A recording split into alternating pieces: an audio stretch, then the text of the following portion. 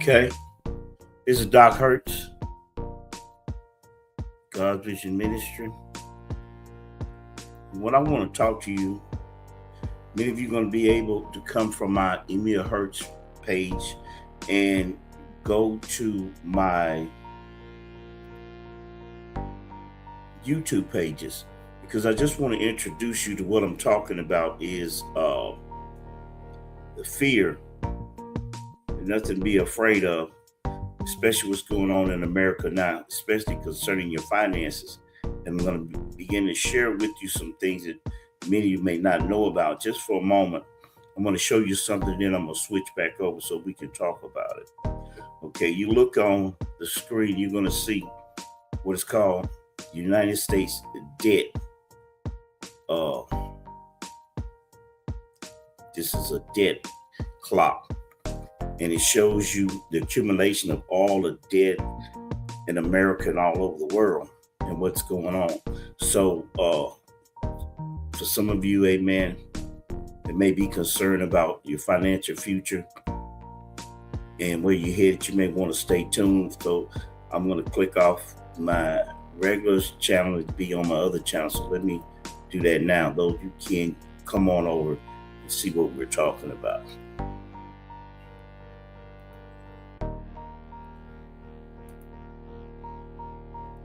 Okay, now that we're here, let me share this with you. Let's look at it.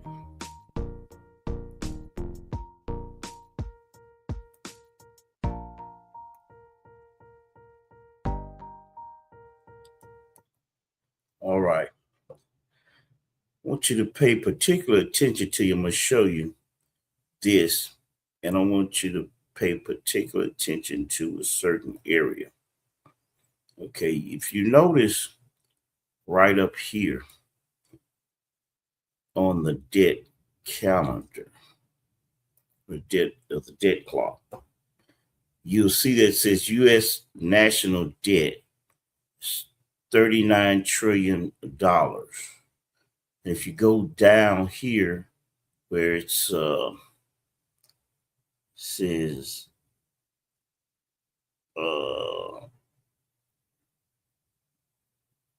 the federal interest,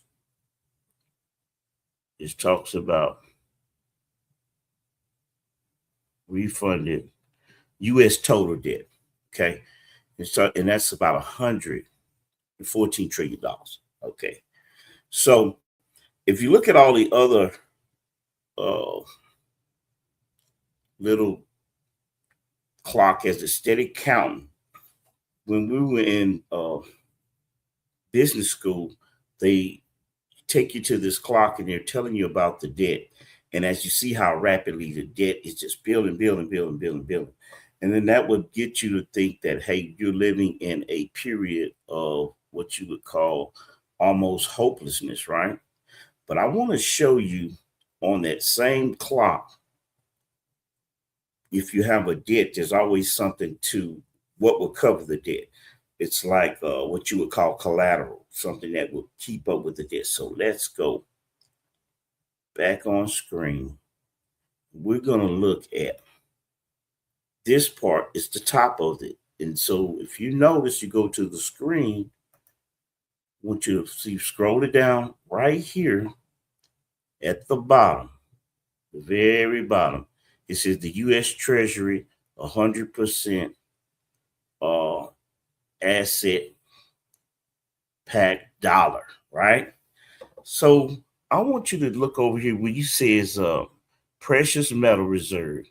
Is you have $1 trillion in steady climbing. Over here you have mineral reserve, which is let's see, it's about 13, something about 4, 5. So this is about $13 trillion in mineral assets, $1 trillion in precious metals. But over here, you see the real estate? The real estate is $87 trillion. And then go to land, it's $30 trillion. Now, we're not going to talk about the stock market. We're not going to talk about the wealth and assets and the other money over here. this is enough money right in these two with the real estate and the land to cover the United States debt, the land and the real estate. So, why am I saying that? Why am I telling you that? Because I want you to understand that when people begin to talk to you about assets and different things and money, one of the main things their goal is to keep you in fear. And what fear allows you to do is not to do some of the things you want to do. It causes you to hesitate. It causes you to say, hey, man, I can't do this because, oh, America's about to crumble. This is about to happen. And I'm here to tell you there is nothing to fear.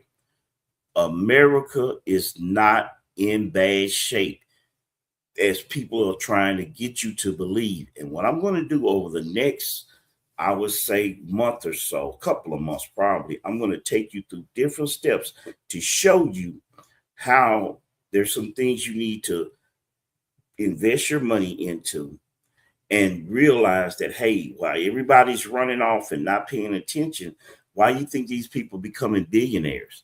There is a gap that is happening. There is a technology boom that is happening.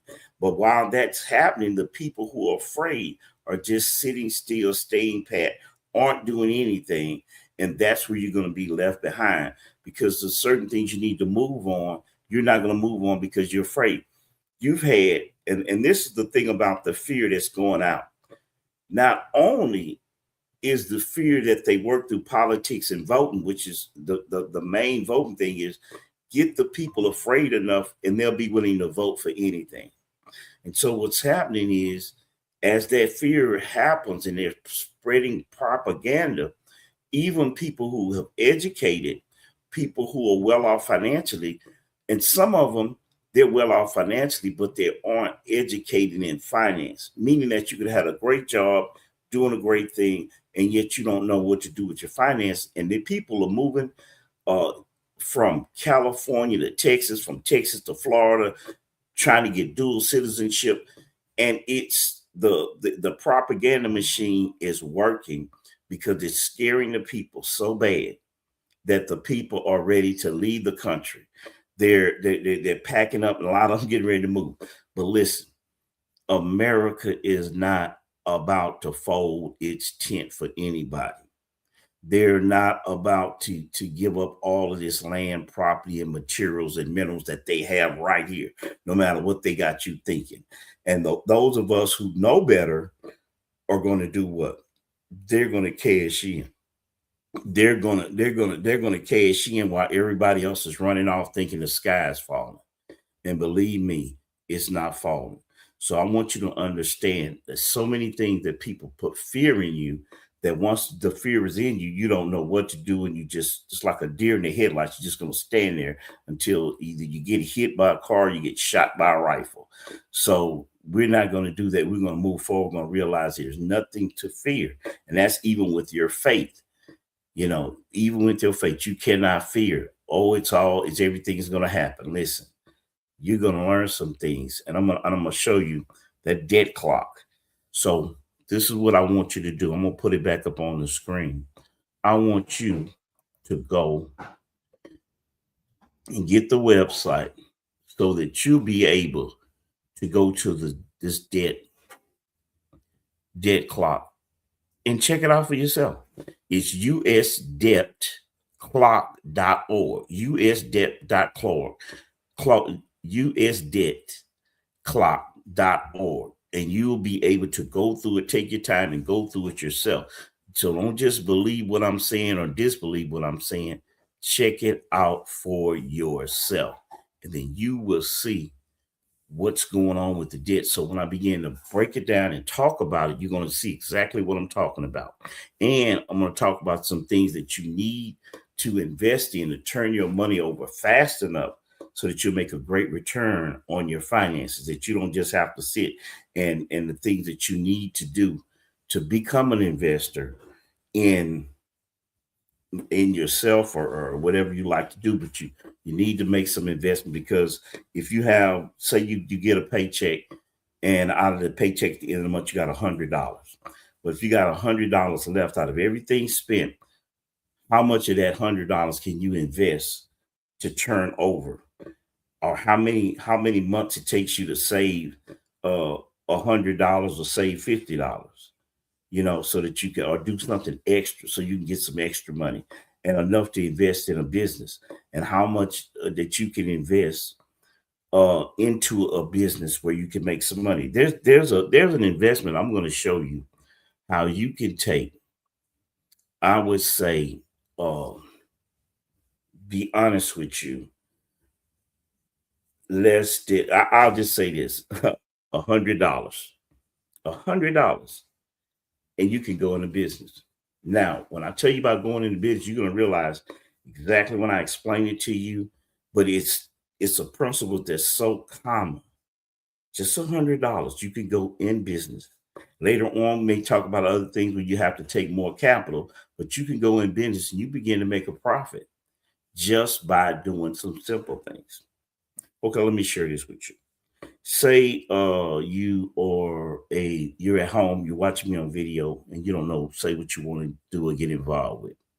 And you decide that you want to uh make some money, extra money, just a little bit of money. Say you say I don't have $100, right? Okay, this is how you get $100. I'm sure you got some water, pitcher, sugar, right? You can go and for about 47 cents, you can buy a pack of Kool-Aid, one pack of Kool-Aid. It may take $3 and about 50 cents to buy 28 bottles of water. It'll take about maybe $4 for some sugar. And you take that sugar and that Kool-Aid and you go and you buy you maybe 4 packs and you make the Kool-Aid and buy you some cups, right? And as you take those cups, put them in your freezer. And there are some kids, some neighborhoods, some friends, or somebody, especially in the South, that's out there. And they have them all over the country, from New York City all the way to California and all throughout the South, even up north. They call it frozen cup. They would call it the frozen cup lady. And what the frozen cup lady would do was take a little few frozen cups and she start making her money, selling them 50 cents. Now he's running about $1. And you make it, freeze it, and sell it to the kids. Just be patient. And even though you're doing it at your own house, you're still, you're making money, but you got to be careful because you want to transition from making a few dollars being in your home to then eventually transferring to something where you can get a license. But the principle is still the same. You start with what you got. Your little becomes much, So that's what I want to share with you. You don't need a whole lot to start having a business mind. Once you get a business mind and a business mindset, you won't see things the same and you'll go on to bigger. You should progress to bigger and better things. So with that, I'm going to leave you right now, but I wanted you to see the US debtclock.org where you can check it out. And don't be afraid about them talking about, what's going to happen. The country. Listen, you worry about the country's gonna go into what depression and all of this in the 30s. How can that happen? Do you realize that they've had about 3 big market crashes? They called it Blue Monday, and another one they called it something Friday when the markets crashed. Inside the markets of the United States, they put in what they call buffers, which you may know as a redundancy, so that when the markets crash, they would stop before they crash. So even with that, the government can produce as much finances as they want. Do you realize that for 2 years, we were in a standstill in America where only essential workers went out? They didn't worry about the utility company, didn't worry about food. People steady ate. And people survive. Why? Because in a crisis, you can survive. This earth is not going to go away. We have enough land and enough property, enough trees that if you don't have to think there's going to be apocalyptic, everybody running around screaming and starving for something to do, something to eat. But there is enough in the land of plenty, enough pecan trees, walnut trees. There are enough animals for people to say, okay, if we don't have all this other stuff, we can survive. So we don't have to work. That we can have enough money, or you can do the barter system. And if this government can shut down for 2 years, don't you know this government can do the same thing, to shut down and just transform? Even if you lost the power grid, you still could survive civilly to feed people and progress and survive. So, with that being said, I want you to understand, don't let people make you think that America is about to fall and go under. Later on, I'm going to talk to you about how America, its cities, what it has and what it does, and how it does in comparison to the whole world and where we stand.